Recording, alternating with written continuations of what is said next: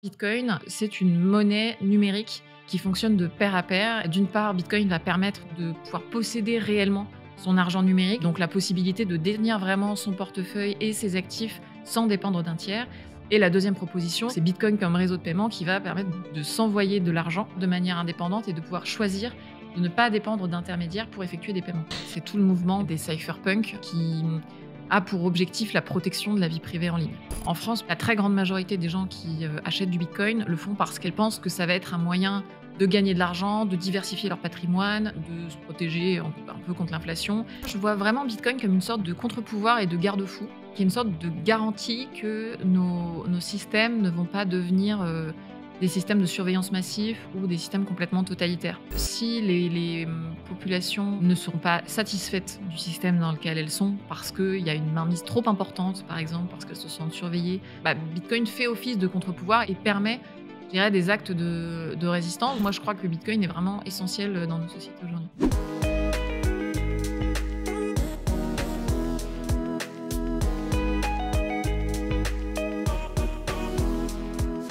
Bonjour à tous et bienvenue dans ce nouvel épisode de Comprendre Bitcoin. Je suis Alexandre Roubaud, cofondateur et CEO de Bitstack, la première application en France qui permet d'épargner et investir dans le Bitcoin sans aucun effort. Aujourd'hui, nous avons un épisode idéal pour ceux qui débutent et qui souhaitent découvrir Bitcoin dans un langage simple et accessible à tous. Pour aborder ce thème, nous sommes ravis d'accueillir Claire Balva, une experte dans le domaine de la blockchain et de la crypto-monnaie. Claire a une connaissance approfondie du Bitcoin et de la blockchain, acquise grâce à son expérience en tant que cofondatrice de Blockchain Partners, et elle va nous en parler dans quelques instants, et plus récemment chez KPMG. Claire, merci beaucoup d'être là et on est ravis de t'avoir aujourd'hui. Merci pour l'invitation. À vous qui nous regardez, j'espère que vous apprécierez l'épisode. N'hésitez pas à nous suivre sur YouTube, à laisser un like, à commenter. Toute l'équipe est toujours ravie de lire vos commentaires et n'hésitez pas à nous donner vos avis sur les prochains invités qu'on pourrait accueillir sur le podcast de Comprendre Bitcoin. Sans plus attendre, on va rentrer dans le vif du sujet. Claire, on se connaît depuis quelques moments maintenant. On s'est rencontrés notamment à la conférence de Surfing Bitcoin via un ami, une personne en commun qui travaillait avec toi chez KPMG, c'est ça ? Oui, Stanislas, tout à fait. Stanislas Barthélémy. Et depuis, tu as pu suivre l'évolution du projet de Bitstack et pour ça qu'on est aujourd'hui ravis de t'avoir. Est-ce que j'aime toujours poser cette première question à tous nos invités ? Est-ce que tu pourrais nous parler de la première fois où tu as entendu parler du Bitcoin ? Alors, bonne question. La toute première fois, c'était bien avant que je monte ma boîte. Ça devait être en 2013, au moment où il y avait la première hype autour de Bitcoin, où il avait dépassé les $1000. Moi, à l'époque, j'étais en école de commerce et je me souviens que c'était mon oncle qui, à un moment donné, avait parlé de Bitcoin. Je lui avais dit, mais c'est quoi Bitcoin ? Et il était sidéré que je ne connaisse pas Bitcoin alors que j'étais en école de commerce et quand même, on était censé nous apprendre des choses là-bas. Et c'est vrai que ça me fait rire parce qu'aujourd'hui, on commence à voir seulement émerger des cours dans les écoles, mais on est 10 ans plus tard. Donc, c'est la première fois que j'en ai entendu parler, mais évidemment, j'en ai pas acheté. Et j'en ai réentendu parler, du coup, 2 ans plus tard, quand on a commencé à réfléchir sur les sujets Bitcoin, blockchain, avec mes associés de l'époque. Ok, super intéressant. Est-ce que tu pourrais, alors j'ai donné un peu à tout le monde qui nous écoute une petite intro, mais est-ce que tu peux te présenter, nous parler un peu de ton parcours et du coup, ce qui t'a amené à travailler sur le sujet ? Bien sûr, donc je m'appelle Claire Balva. J'ai monté une boîte qui s'appelle Blockchain Partners, que j'ai cofondée en 2015 avec des amis de promo. Et Blockchain Partners, c'était, je dirais, le premier ou le plus gros cabinet de conseil pure player en France. Et donc, nous, on conseillait des grands groupes, principalement, mais aussi un peu des startups, sur leurs problématiques autour de... Alors, à l'époque, on parlait beaucoup de blockchain, mais plus largement de ce qu'on appellerait aujourd'hui le Web3 ou les cryptos. Donc, on a bossé pour un peu plus de la moitié du CAC 40, et puis on a revendu l'entreprise en 2021, début 2021, à KPMG, où je suis restée ensuite 1 an et demi en tant que directrice blockchain et crypto. En parallèle de ça, j'ai eu quelques activités d'acculturation auprès des pouvoirs publics et du grand public. Donc, je fais partie notamment des cofondateurs de l'ADAN, par exemple, qui est l'association, la fédération des acteurs crypto. On a eu Faustine Fleuret dans le dernier épisode, voilà, donc les gens qui nous écoutent connaissent bien. Présidente, voilà, exactement. J'ai écrit 2 bouquins, un sur la blockchain décryptée et un plus sur Bitcoin et les cryptos, avec Alexandre Stachenko, qui était mon associé. Et aujourd'hui, là, ça fait 1 an que j'exerce en tant qu'indépendante. Donc, je fais toujours du consulting, plutôt pour les grandes entreprises, et je leur apporte une expertise sur ces sujets-là, donc que ça soit sur le côté financier ou aussi utilisation des cryptos pour d'autres cas d'usage, notamment plus Web3 marketing, par exemple. Ok. On va peut-être en parler après. Avant de rentrer un peu plus dans le détail, est-ce que tu pourrais rappeler à ceux qui nous écoutent, pour toi, qu'est-ce qu'est le Bitcoin ? C'est quoi sa proportion de valeur, un peu la définition dans les grandes lignes ? Ouais, alors c'est toujours difficile parce que moi, souvent, quand j'explique Bitcoin, j'essaie de m'adapter le plus possible à la personne en face. Donc, je vais essayer de donner une définition très générique. Pour moi, Bitcoin, c'est une monnaie numérique qui fonctionne de pair à pair. Et donc, sa proposition de valeur, pour moi, elle est double. D'une part, Bitcoin va permettre de pouvoir posséder réellement son argent numérique, donc c'est tout ce qu'on appelle la self-custody, donc la possibilité de détenir vraiment son portefeuille et ses actifs sans dépendre d'un tiers. Et la deuxième proposition, c'est pour le coup un usage qui est plus autour du paiement. Donc c'est Bitcoin comme réseau de paiement qui va permettre de s'envoyer de l'argent sur ses portefeuilles ou via des intermédiaires, mais en tout cas de pouvoir le faire de manière indépendante et de pouvoir choisir de ne pas dépendre d'intermédiaires pour effectuer des paiements. Ok. Et quand on reprend un peu justement la genèse de Bitcoin, donc quand Satoshi Nakamoto, qui est le pseudonyme de la personne qui a créé Bitcoin en 2008 et 2009 avec les premières utilisations de Bitcoin, pour toi, est-ce qu'il y a eu une évolution du cas d'usage de Bitcoin ou sa proposition de valeur est restée la même? Tu veux dire entre le tout début et Ouais, aujourd'hui? c'est ça. Alors oui, il y a eu plein d'évolutions, ne serait-ce que quand on regarde la communauté autour de Bitcoin. À l'époque, c'était vraiment des personnes qui, déjà, étaient quand même assez familières de l'informatique et des outils numériques, parce qu'on ne pouvait pas arriver dans Bitcoin comme aujourd'hui, où tu vois, tu peux télécharger Bitstack et assez facilement, tu peux acheter du Bitcoin. À l'époque, c'était quand même beaucoup plus compliqué. Donc, la communauté faisait que, finalement, la proposition de valeur s'adressait plus à des personnes qui étaient voilà, assez geeks, finalement. Et je dirais qu'aujourd'hui, il y a une dimension double qui était peut-être pas complètement vue à l'époque. Il y a le côté actif, vraiment financier. Et donc, effectivement, il y a beaucoup plus de gens qui vont acheter du Bitcoin comme investissement et pas pour son projet politique. Et à côté de ça, Bitcoin a aussi trouvé une place, je pense, en matière politique, sur, par exemple, la lutte contre l'inflation, pas tellement en France, mais en tout cas dans d'autres pays, comme une sorte d'actif refuge finalement pour des populations qui n'ont pas d'autre alternative que la monnaie de leur pays qui a une inflation délirante.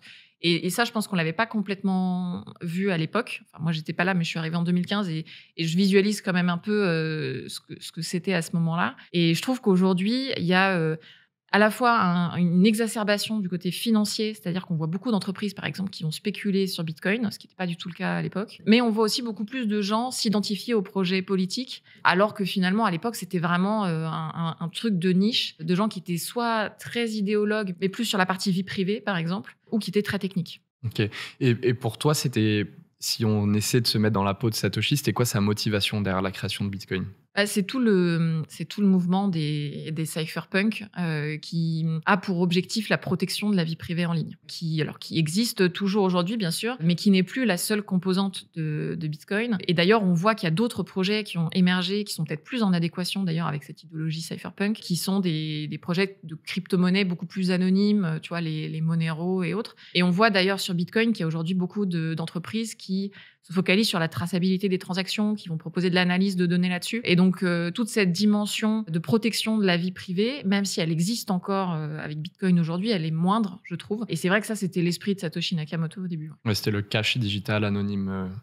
Alors, factuellement, c'est pas anonyme, c'est pseudonyme, puisqu'il y a quand même des adresses, mais c'était la possibilité d'effectuer des transactions de manière à la fois incensurable et de ne pas être systématiquement tracé, surveillé par des gouvernements, des États ou des grandes entreprises. Et tu l'as donné dans ta définition, pour revenir un peu sur la définition de Bitcoin que tu as donnée plus tôt, tu parlais de monnaie numérique. Donc souvent, les gens aiment bien tirer une comparaison directe entre Bitcoin comme monnaie numérique et les monnaies traditionnelles. Pour toi, c'est quoi un peu les différences et en quoi Bitcoin vient être en compétition avec les monnaies traditionnelles? Alors, il y en a plein, mais c'est vrai que c'est la première objection qui vient à l'esprit, c'est de se dire, mais l'euro, c'est déjà numérique, on en a dans nos comptes bancaires. Bien sûr que l'euro est déjà numérique, c'est d'ailleurs la raison pour laquelle on critique parfois les projets d'euro numérique de la Banque centrale, c'est qu'on ne voit pas bien où ça va, puisque l'euro qu'on a, toi et moi, sur nos comptes bancaires, voilà, on le voit déjà sur notre ordinateur. En revanche, techniquement, c'est pas du tout la même chose, puisque l'euro que tu détiens dans ton compte bancaire, il est techniquement détenu par ta banque. C'est des 0 et des 1 dans le système informatique de ta banque. En réalité, je simplifie, mais c'est quand même ça. Alors que avec Bitcoin, tu as cette possibilité de détenir, techniquement parlant, ton Bitcoin toi-même. Alors, il y a des subtilités techniques, évidemment. Il y a plein de gens qui ont du Bitcoin, qui le détiennent via des plateformes, mais tu as cette possibilité de détenir réellement ton argent qui, pour moi, est un vrai game changer, parce que même si les gens ne l'utilisent pas au quotidien, toujours, voilà, il y a plein de gens qui n'ont pas leur propre ledger, leur propre portefeuille. Le simple fait que cette possibilité existe induit un rapport de force complètement différent avec nos institutions. Et ça crée une forme de contre-pouvoir naturel qui, pour moi, est très puissante. Donc ça, c'est vraiment la différence fondamentale pour moi entre Bitcoin et les monnaies traditionnelles telles qu'on les connaît. Après, bien sûr, il y a d'autres différences qui sont que, par exemple, l'euro, c'est contrôlé et émis par une banque centrale, alors que sur Bitcoin, il y a une transparence sur l'émission des nouveaux Bitcoins et les choses sont gérées par un algorithme qui est open source et que tout le monde peut aller consulter. Et on parle aussi souvent du fait que la politique monétaire, du coup, parce que tu parles de l'émission qui est contrôlée par une banque centrale pour les monnaies traditionnelles comparée à Bitcoin, sur Bitcoin, c'est prévisible et désinflationniste versus imprévisible et inflationniste pour les banques centrales. Et on a quand même cette visibilité sur Bitcoin, sur la quantité de Bitcoin émis qui ne dépassera pas les 21 millions. Alors, certains disent, oui, mais si le consensus décide de changer ça, c'est possible. Effectivement, c'est possible, mais c'est une caractéristique de Bitcoin qui est tellement importante, cette quantité finie de Bitcoin émis, que c'est extrêmement improbable qu'il y ait un consensus un jour pour changer ça. Si jamais il y a un consensus un jour pour changer ça, c'est que ça deviendrait nécessaire, j'ai envie de dire, pour sauver le réseau Bitcoin. Puis il faudrait quand même une majorité presque absolue pour que... Bien sûr. Et pour ceux qui nous écoutent, pour rappeler, c'est les fameux 21 millions dont les gens parlent, même si d'ailleurs, pour ceux qui sont un peu plus techniques, c'est proche de 21 millions et ce ne sera jamais 21 millions. Est-ce que tu peux nous parler de l'aspect, on parle souvent Bitcoin, crypto-monnaie, on parle de décentralisation. Est-ce que tu peux expliquer qu'est-ce que c'est que ce concept, à quoi on fait allusion quand on parle de décentralisation sur Bitcoin ? Alors, je disais à l'instant que derrière Bitcoin, il n'y a pas de banque centrale. Il n'y a pas de banque centrale du Bitcoin comme il peut y avoir une banque centrale pour l'euro, par exemple. Mais forcément, quand il n'y a pas de banque centrale, il faut trouver un moyen de gérer la gouvernance du réseau. Et donc, c'est pour ça qu'on dit que derrière Bitcoin et derrière d'autres crypto-monnaies, d'ailleurs, il y a une gouvernance qui est décentralisée. Et donc, ce qui se passe, c'est qu'il va y avoir des gens, des particuliers, des entreprises qui vont décider de participer au réseau et d'héberger le registre de toutes les transactions en Bitcoin, qu'on appelle la blockchain, et qui vont décider de participer à la validation des nouvelles transactions. Appelle le minage. Et donc, ces personnes, ces particuliers, ces entreprises, un peu comme dans du logiciel open source, tu vois, ils vont mettre à disposition des machines, ils vont héberger un certain nombre de données. Ils vont aussi parfois dépenser de l'électricité pour participer à la validation des transactions. Et donc, ce sont toutes ces personnes et toutes ces entreprises qui font le réseau Bitcoin. Donc, c'est aussi pour ça qu'on parle de communauté. La communauté Bitcoin, c'est à la fois les utilisateurs, c'est les développeurs qui participent aux évolutions de l'algorithme, mais c'est aussi toutes ces personnes et ces machines qui participent techniquement parlant au réseau. C'est ça, il y a plein de parties prenantes entre les mineurs, les développeurs, les utilisateurs, et c'est ce qui fait aussi, et moi j'aime bien toujours le rappeler, c'est les utilisateurs, donc ceux qui téléchargent et qui utilisent le logiciel de Bitcoin, qui sont réellement ceux qui appliquent les règles du protocole. Oui. C'est ça. Tout à fait. Alors, ils peuvent décider de ne pas les appliquer, mais dans ce cas-là, ils vont créer une... Voilà, c'est là où il y a un enjeu de consensus, du coup, sur le protocole. OK. Une autre question qui me vient en tête, c'est souvent la distinction que les gens ont, ou en tout cas, les gens veulent comprendre la différence entre Bitcoin et les autres crypto-monnaies, et on sait qu'il y a une distinction, en tout cas, qui est là. Pour toi, est-ce qu'il y en a une ? S'il y en a une, quelles sont les grandes différences entre Bitcoin et les autres crypto-monnaies ? Oui, il y en a une, bien sûr. Déjà, il y a une différence d'ancienneté qui fait que Bitcoin a quand même aujourd'hui une maturité en termes d'écosystème, mais aussi de technicité que d'autres n'ont pas. Et Bitcoin a une forme de solidité et de robustesse technique que d'autres crypto-monnaies n'ont pas. C'est ce qui fait qu'aujourd'hui, moi, je considère Bitcoin comme probablement la crypto-monnaie la moins risquée. Même si certains vont dire c'est quand même super risqué d'acheter du Bitcoin, oui, dans une certaine mesure, mais en réalité, si vous voulez commencer dans la crypto-monnaie, c'est bien de commencer par Bitcoin. Donc déjà, c'est une première différence, et c'est ce qui fait que Bitcoin représente quand même une partie substantielle du marché. Je ne sais pas combien on est aujourd'hui, mais généralement, on est autour de 40%, un truc comme ça. Et donc, ça fait de Bitcoin un emblème dans les crypto-monnaies. Et après, il y a des différences idéologiques. Alors, je parlais tout à l'heure, par exemple, d'autres crypto-monnaies qui sont complètement anonymes, donc qui ont leurs particularités. Il y a certains membres de la communauté Bitcoin qui ont décidé de créer un nouvel écosystème qui s'appelle Ethereum, qui a, je dirais, plus de flexibilité que Bitcoin, avec des améliorations techniques plus fréquentes, mais qui pose un certain nombre de questions, selon certains, en tout cas en termes de sécurité du réseau. Et il y a une idéologie aussi très différente dans la communauté Ethereum, qui est peut-être plus pro-business, là où derrière Bitcoin, il y a quand même un projet politique particulier. Ok, c'est vrai que sur Bitcoin, les gens aiment bien rappeler que c'est donc le plus ancien, tu l'as dit, mais du coup le plus distribué ou décentralisé, le plus sécurisé, du coup, le plus utilisé globalement de toutes les crypto-monnaies. Oui, alors le plus utilisé, il faudrait regarder les chiffres, parce qu'aujourd'hui, les stablecoins notamment sont très utilisés, mais en tout cas, Bitcoin, c'est vraiment la crypto-monnaie par laquelle on commence et qui est quand même, alors si on met de côté les stablecoins qui sont indexés aux monnaies traditionnelles, Bitcoin est globalement la crypto-monnaie la plus stable du marché, qui a une volatilité qui est quand même importante par rapport aux autres actifs, mais qui est moindre par rapport à de nombreuses crypto-monnaies. Et c'est vrai, tu le disais, c'est une caractéristique importante que j'ai oubliée, c'est la crypto-monnaie la plus décentralisée. Et ça, c'est important parce que c'est aussi un facteur de résilience. En fait, pour moi, c'est le fait que ça soit la plus décentralisée, c'est ce qui permet qu'elle soit réellement résistante à la censure. Tout à fait. C'est ça, certainement pour moi aussi la caractéristique clé de Bitcoin. On en parlait au tout début, qu'il y a plusieurs cas d'usage. On parlait un peu de la partie actif financier maintenant, puisque Bitcoin, c'est un peu plus institutionnalisé.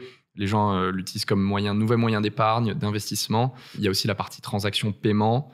En plus, il y a plusieurs cas d'usage dans différents endroits du monde. Est-ce que tu pourrais nous parler un peu de, pour toi, comment Bitcoin est utilisé aujourd'hui, généralement? Un peu les différents cas d'usage, et si d'ailleurs il y a différents cas d'usage dans différentes parties du monde. Oui, alors oui, complètement. En France, par exemple, on a des chiffres. La très grande majorité des gens qui achètent du Bitcoin le font pour une raison financière. Alors, selon les éléments de langage, on peut dire de l'investissement, de la spéculation, ça peut être plus long terme, plus court terme. Mais en tout cas, les personnes qui achètent du Bitcoin le font parce qu'elles pensent que ça va être un moyen de gagner de l'argent, de diversifier leur patrimoine, de se protéger un peu contre l'inflation. Il y a une minorité de gens qui en achètent, ça doit être autour de 10-12%, par méfiance envers le système bancaire quand même, donc c'est pas négligeable, même si c'est pas la première raison. Et juste pour rebondir, pour eux, ça va être pour s'affranchir ou par méfiance dans le sens où ils pensent que le système peut s'écrouler? Alors, bonne question, c'était pas spécifié, c'est un sondage Ipsos, donc c'est pas précisé, mais effectivement, il y a peut-être plusieurs sous-catégories. Plusieurs sous-catégories, effectivement. Mauvaise expérience avec leur banque, elles en ont marre des contacts avec leur banquier, elles en ont marre qu'on leur demande de justifier 50 fois tel ou tel virement. Que leurs dépôts soient investis pour faire de l'argent pour la banque. Aussi, tout à fait. Et puis, tu vas avoir des gens, effectivement, qui n'ont pas confiance et qui ont peur, tout simplement, parce qu'ils se disent demain, peut-être que la banque va faire faillite, etc. Donc tu as tous les cas de figure possibles. Maintenant, ça, c'est une vision très franco-française, ou en tout cas, c'est une vision, je dirais, de pays riches. Occidental, globalement. De pays qui n'ont pas trop de problèmes. Tu vas aussi avoir des utilisations de Bitcoin dans des situations beaucoup plus tendues.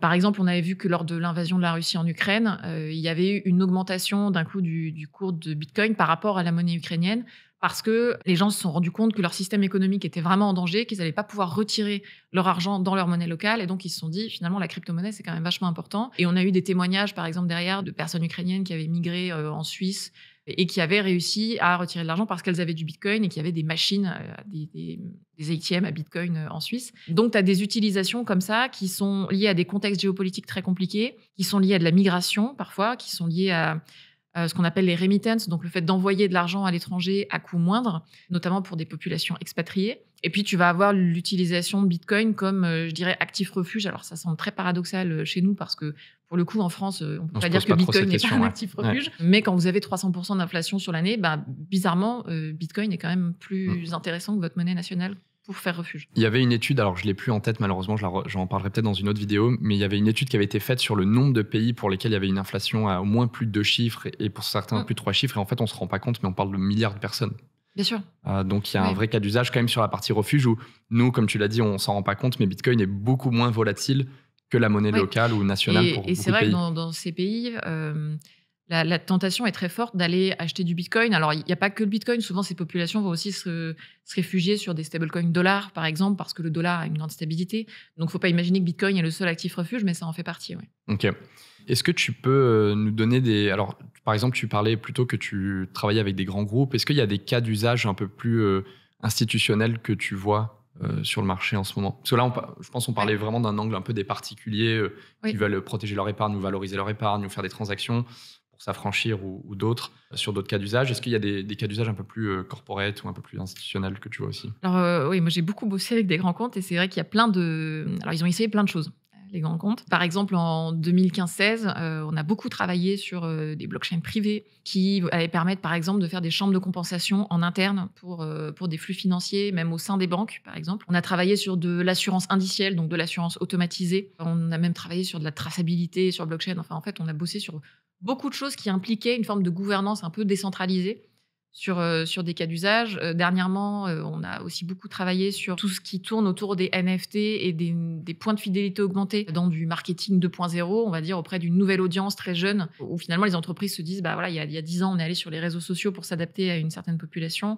Aujourd'hui, on va sur les NFT parce qu'on se rend compte que c'est des actifs protéiformes qui vont intéresser une population jeune et c'est comme ça qu'on va pouvoir les intéresser à nos produits. Donc, on a travaillé sur beaucoup de choses différentes, mais tu vois, la conclusion que j'en tire, c'est que tant qu'il n'y a pas une adoption quand même assez généralisée des outils liés aux crypto-monnaies. Alors, je parle pas nécessairement de Bitcoin en tant que tel, mais une adoption des outils de portefeuille, par exemple, et du fait qu'on a des monnaies qui circulent sur ces blockchains, c'est très compliqué de pousser ces cas d'usage jusqu'à de la production. Exemple tout bête, tu bosses sur de l'assurance automatisée. Si le remboursement automatique, il est fait dans un stablecoin ou dans de l'Ether ou dans n'importe quelle crypto, la réalité, c'est que tu limites ton audience au public qui est adepte des crypto-monnaies. Et ça, quand tu es une grande entreprise aujourd'hui, c'est pas très intéressant parce que le public adepte des crypto-monnaies, en fait, en France, c'est 10%. Et encore, dans ces 10%, globalement, tu en as qui ont juste un compte sur Coinbase et qui n'ont pas de portefeuille. Donc, moi, ce que j'en retire, c'est surtout le point crucial, c'est vraiment cette adoption, pas forcément d'une crypto-monnaie en particulier, mais de cette nouvelle infrastructure technique pour faire circuler des actifs et de la monnaie. Et ça, c'est vraiment clé. Donc aujourd'hui, j'ai l'impression que les entreprises commencent à comprendre ça et qu'on voit arriver, par exemple, de la création de stablecoins, qu'on voit arriver de la tokenisation d'actifs, on voit arriver des choses un peu plus intéressantes et qui devraient permettre de débloquer des cas d'usage qui, paradoxalement, ont été expérimentés il y a déjà 7-8 ans. Et même sur Bitcoin, il y a quand même des cas d'usage intéressants. Enfin, je voulais juste rebondir sur, parce qu'on nous pose souvent la question et on en parle beaucoup en ce moment, c'est les ETF. Bien sûr. Donc, il y a un côté quand même institutionnalisation. Alors là, on revient sur le cas d'usage actif financier. Mais Bitcoin, alors de l'adoption qui est en train d'arriver, il y a un vrai cas d'usage sur la diversification d'un portefeuille, que ce soit pour les particuliers, mais aussi pour les institutionnels. Est-ce que tu voulais toucher un mot sur les ETF, un peu les dernières nouvelles? Oui, complètement. Alors, c'est vrai que moi, je ne le vois pas comme un cas d'usage parce que c'est une utilisation en tant qu'actif et pas une utilisation opérationnelle du quotidien, mais bien sûr que ça existe. C'est effectivement quelque chose de très pratique parce que ce que moi j'ai constaté à la fois chez Blockchain Partner et KPMG, c'est qu'il y a plein d'entreprises qui pourraient à un moment donné envisager de diversifier leur trésorerie comme elles la diversifient sur des obligations, sur des actions, mais qui ne le font pas sur du Bitcoin ou sur d'autres cryptos parce que d'un point de vue comptable et réglementaire, c'est très compliqué. Ça les oblige à prendre en compte de la crypto-monnaie dans leur bilan. C'est pas si simple que ça. Elles savent pas comment la valoriser. Et donc, le fait d'avoir des ETF, ça permet de débloquer potentiellement ces investissements. Donc, c'est aussi pour ça qu'il y a plein de gens qui se disent le jour où il y aura des ETF, le cours va beaucoup monter. Bon, on ne sait pas exactement, mais c'est vrai qu'à mon sens, ça va permettre de débloquer opérationnellement plein de potentiels d'investissement, notamment de la part des entreprises. Donc oui, c'est clairement intéressant. Et on le voit, il y a d'ailleurs, juste pour donner une idée à ceux qui nous écoutent, on parle de fonds institutionnels et aux États-Unis. C'est intéressant parce que ça permettrait en fait aux particuliers d'en détenir. Il faut savoir qu'aux États-Unis, les particuliers sont tous exposés au marché actions. Oui. Et à travers ces indices comme les ETF, pourraient être exposés du coup indirectement sur leur plan d'épargne retraite, si on peut comparer comme ça, à Bitcoin. Il y a aussi des entreprises, on parle souvent de MicroStrategy. D'ailleurs, il y a une actualité qui en a racheté encore. MicroStrategy qui est pour moi quasiment un ETF Bitcoin en fait aujourd'hui, même s'ils ne se présentent pas comme tels. Ils ont quand même la majorité de leur bilan qui dépend de aujourd'hui, c'est vrai. Ok, en parlant de Bitcoin dans ce sens-là, ça me pensait à une autre question. Est-ce que tu pourrais nous expliquer comment le prix du Bitcoin est déterminé? Oui, alors l'explication la plus simple, c'est de dire c'est l'offre et la demande. C'est-à-dire que si demain tout le monde veut acheter du Bitcoin, le prix va monter et inversement, si tout le monde veut vendre, le prix va descendre.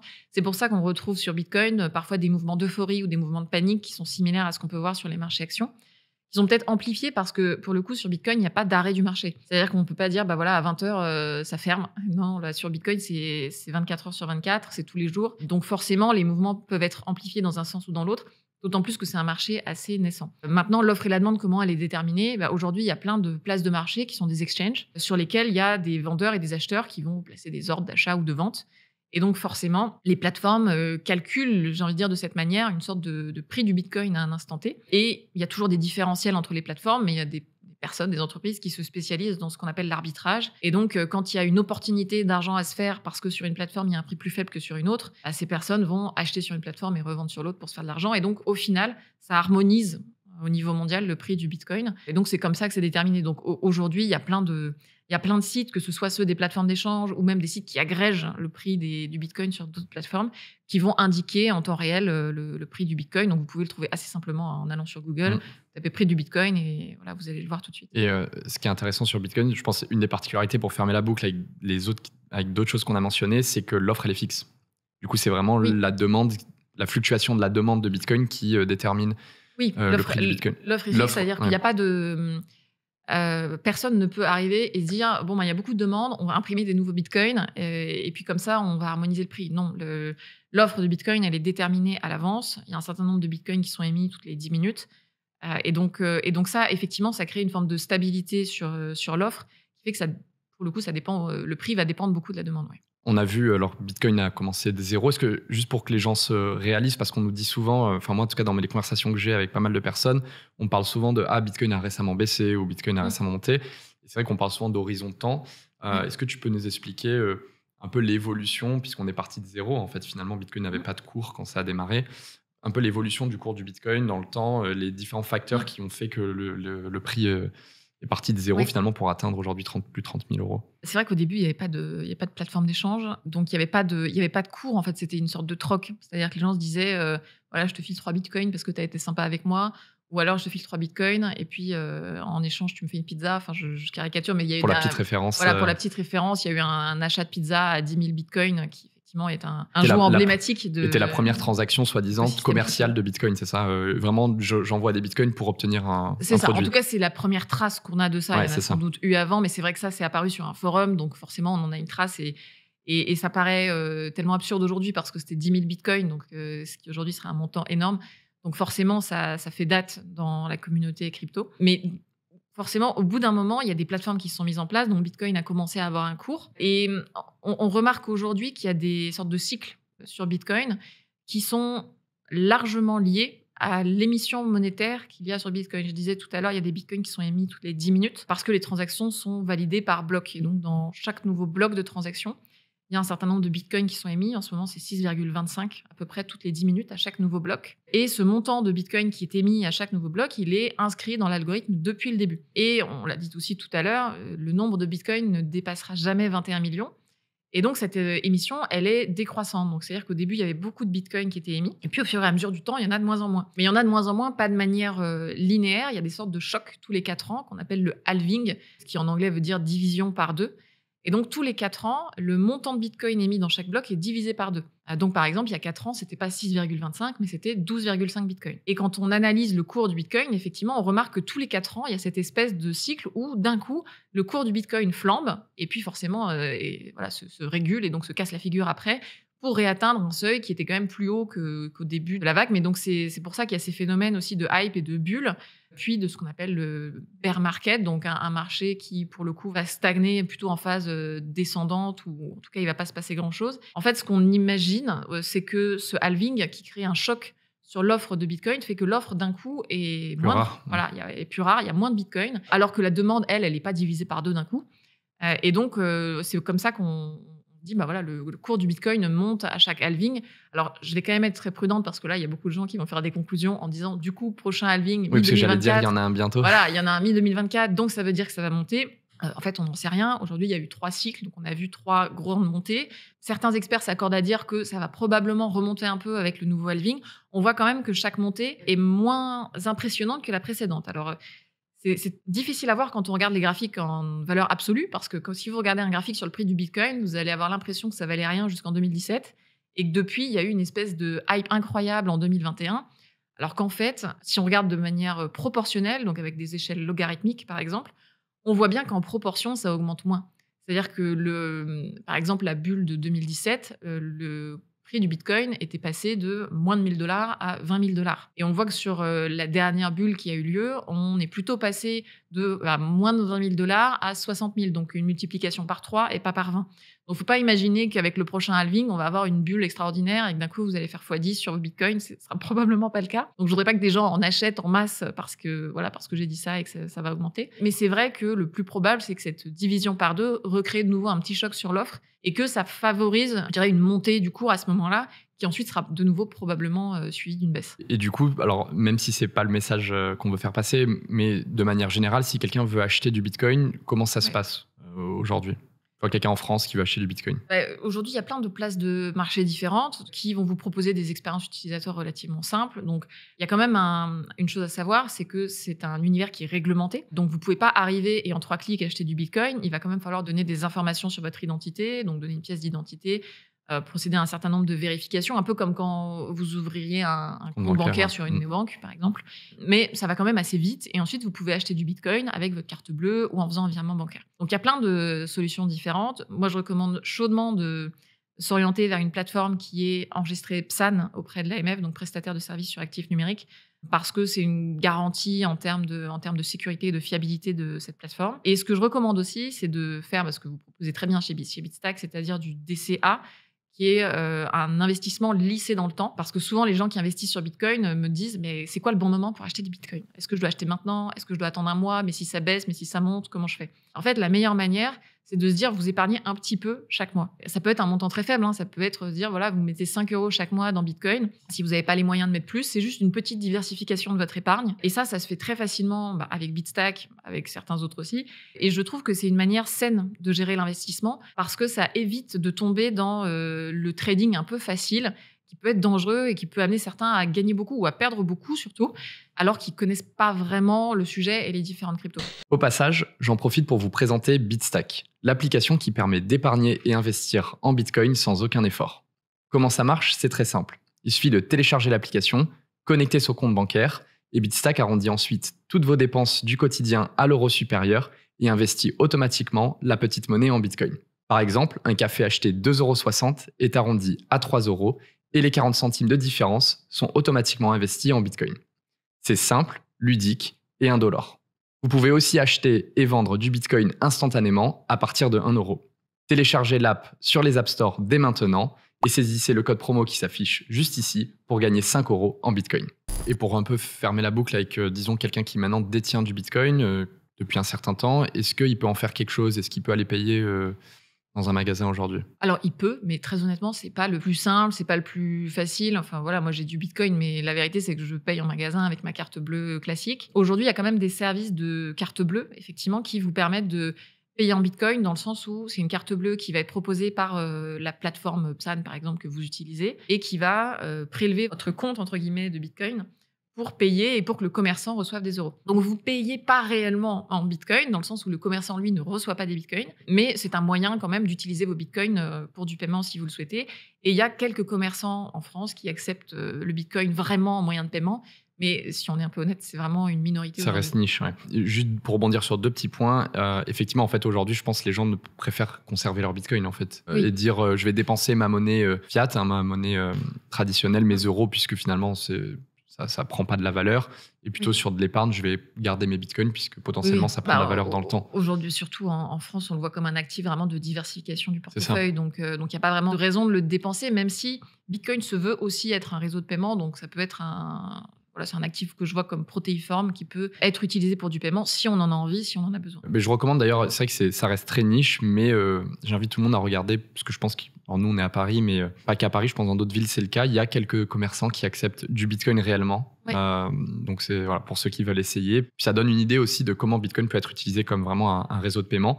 Est-ce que tu pourrais nous expliquer sur ce point-là, quand on fait réellement une transaction en Bitcoin, pour que les gens illustrent, souvent c'est je vais scanner un code QR ou je vais rentrer une adresse Bitcoin. En fait, qu'est-ce qui se passe derrière ? Comment ça fonctionne ? Alors, bonne question. Et surtout, ça dépend un peu de ce que vous utilisez pour faire votre transaction. Donc, c'est pas pareil si vous faites une transaction avec votre portefeuille à vous ou si vous faites une transaction via une plateforme qui, elle, va probablement regrouper un certain nombre de transactions aussi, si elle doit envoyer de l'argent à une autre plateforme, etc.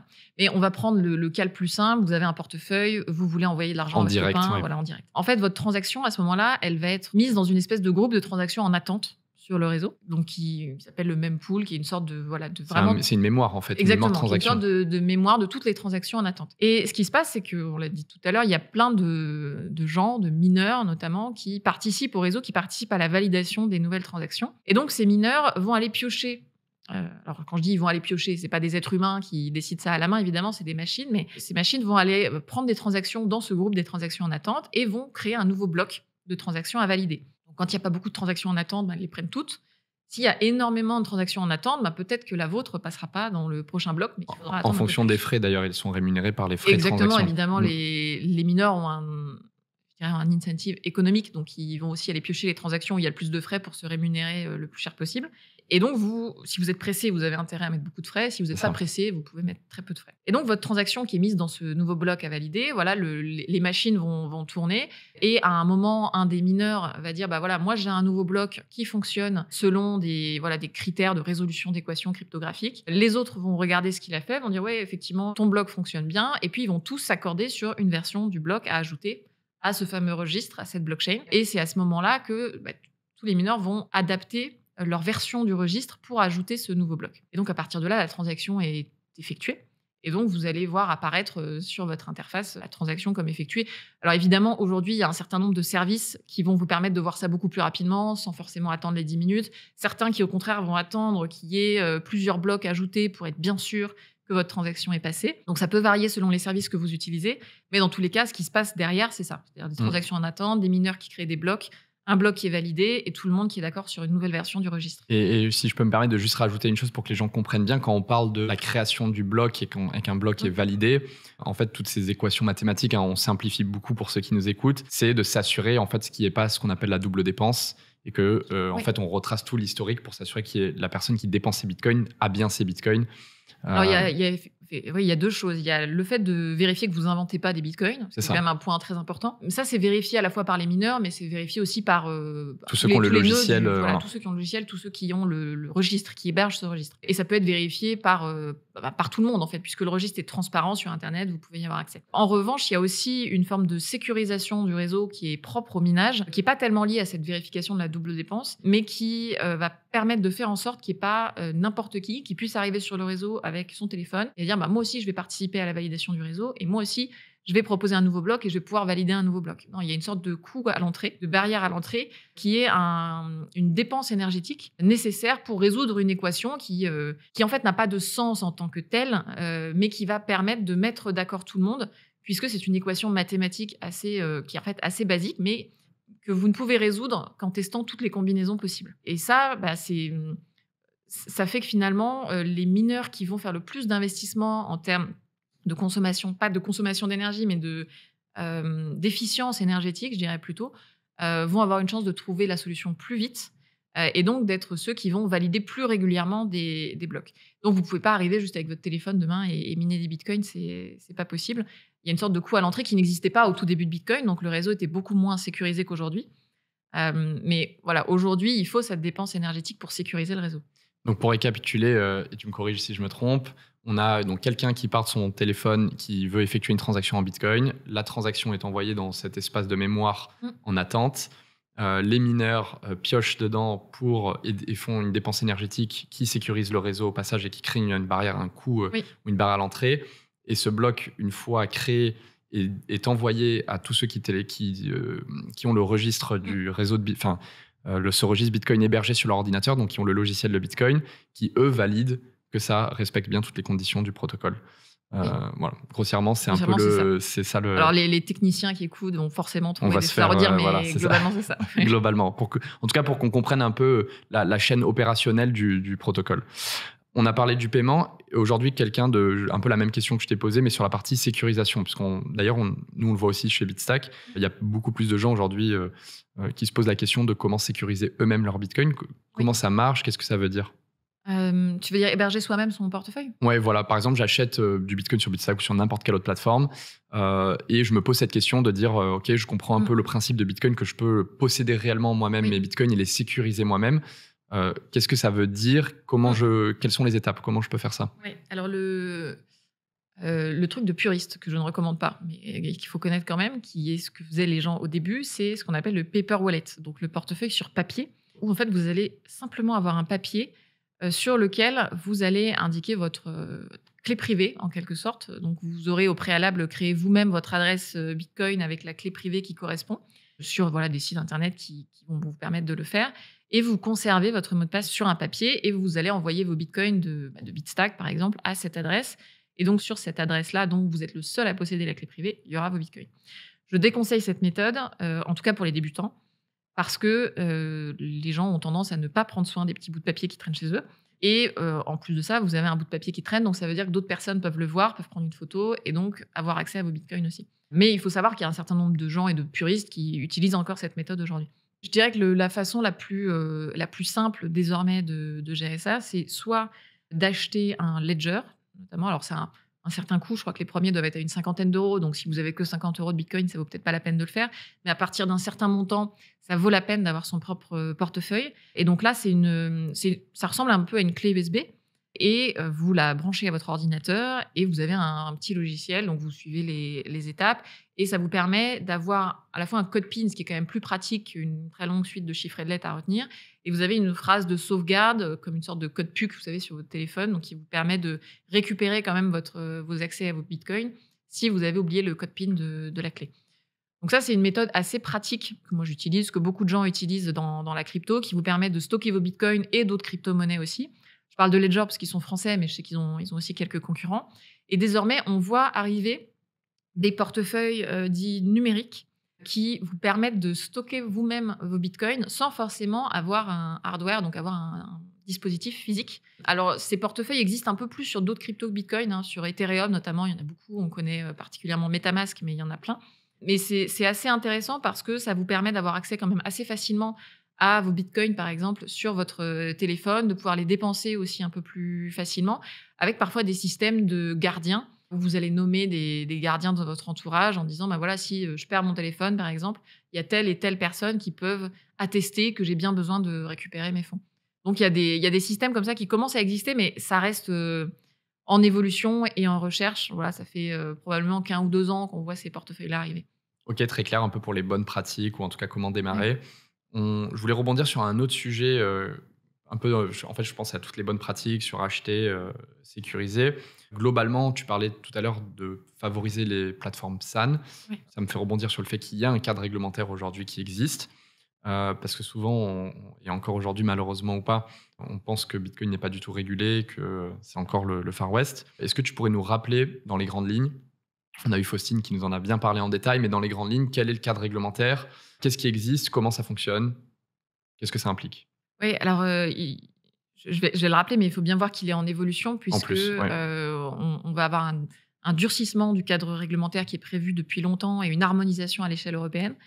Mais je dirais que le point principal à connaître, sur le cadre réglementaire, c'est qu'aujourd'hui, les plateformes, les entreprises qui permettent soit d'acheter et de vendre du bitcoin ou d'autres cryptos d'ailleurs, ou de, stocker pour autrui les crypto-monnaies, donc de, par exemple, gérer un portefeuille à votre place. Ces entreprises-là doivent, s'enregistrer, on dit, donc faire un certain nombre de déclarations à l'autorité des marchés financiers pour être enregistrées, on appelle ça des PSAN, pour prestataires de services sur actifs numériques.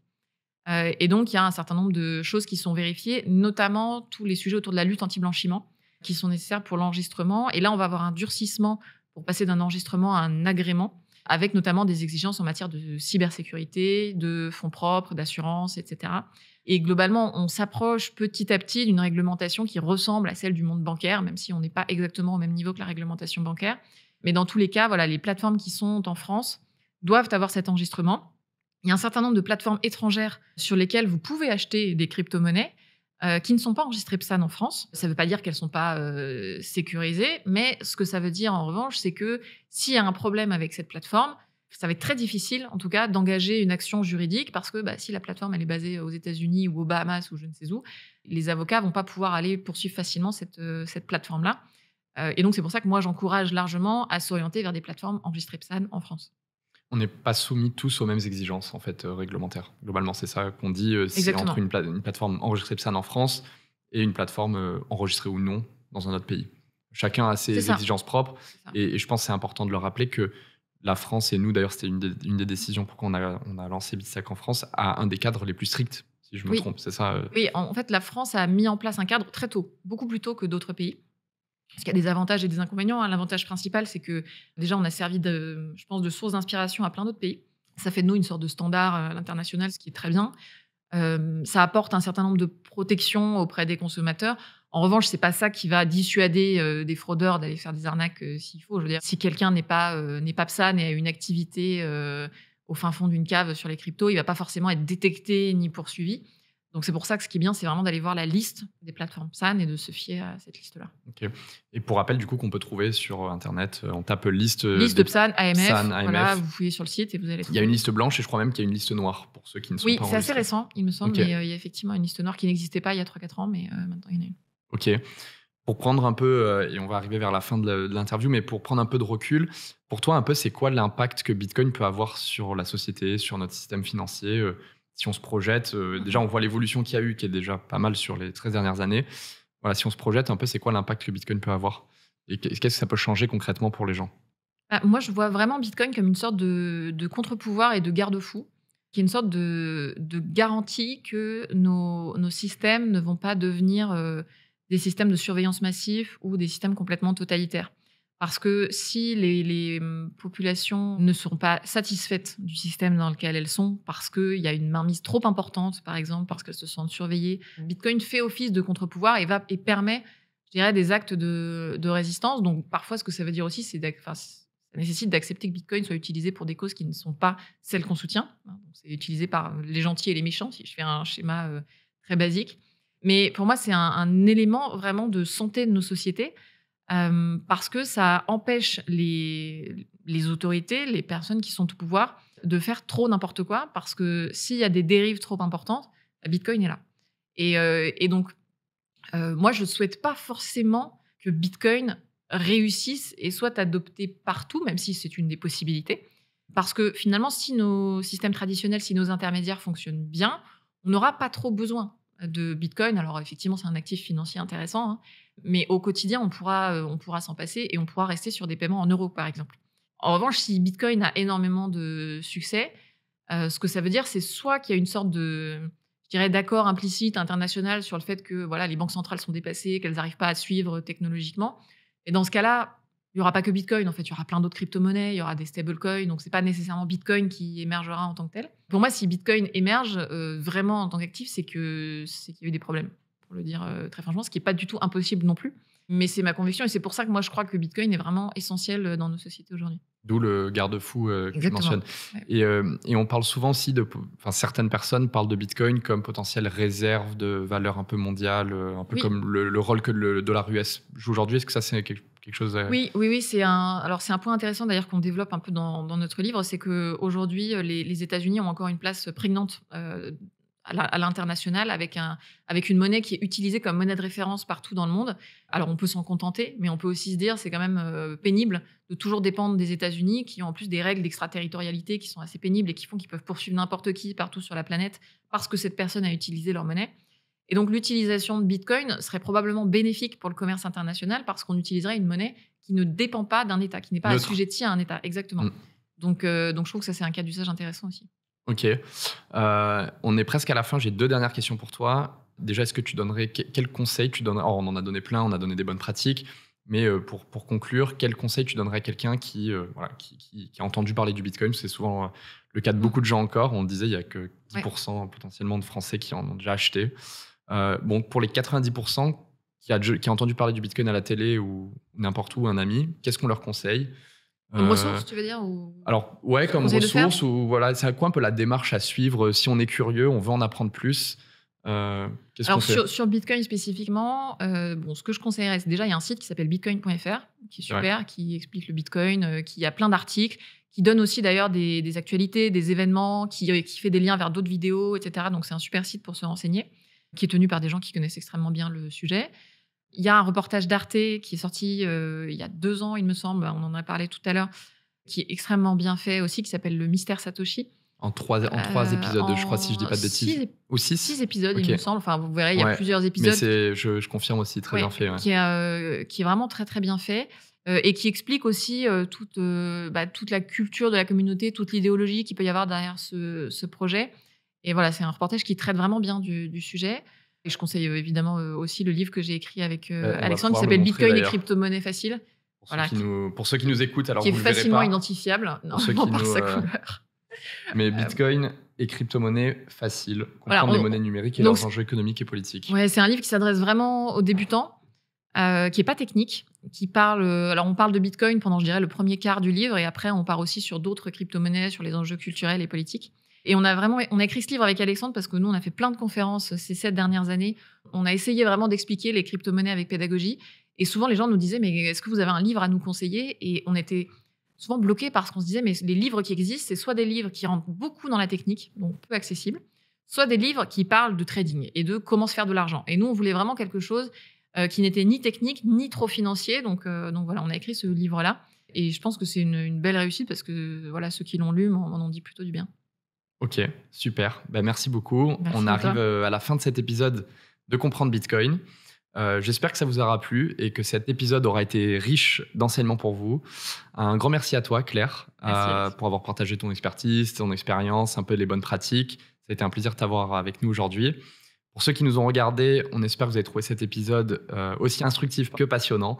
N'hésitez pas à laisser un petit like, à commenter, à suivre notre chaîne YouTube. Vous pouvez aussi nous écouter en audio sur Apple Podcasts, Spotify, sur toutes les autres plateformes.